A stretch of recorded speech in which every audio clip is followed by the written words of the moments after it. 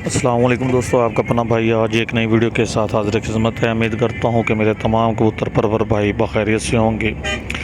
दोस्तों, ज़ेरे स्क्रीन नज़र आने वाले ये बच्चे विनर हुए हैं आज मिंचनाबाद में पहला 2022 टूर्नामेंट प्रवास टूर्नामेंट जो रेलवे स्टेशन पर हुआ था, जिसके पहले दिन 28 कबूतर ने प्रवास की थी और दूसरे दिन 8 कबूतर ने प्रवास की थी।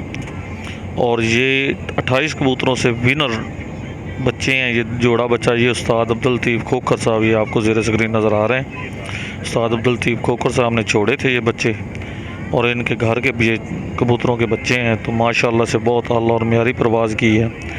आज भी 4 सवा 4 बजे विन होकर 7 बजे बैठे हैं। माशाल्लाह से बहुत आला और म्यारी परिंदे हैं उस्ताद अब्दुल लतीफ़ खोखर साहब, ये आपको ज़ेरे स्क्रीन नज़र आ रहे हैं। ये बहुत अच्छा शौक शिकार हमारे इलाके में मिंचनाबाद में करते हैं। दोस्तों, वीडियो अच्छी लगी हो तो लाइक एंड शेयर कीजिएगा, चैनल को सब्सक्राइब करें, बेल आइकॉन के बटन को प्रेस करें।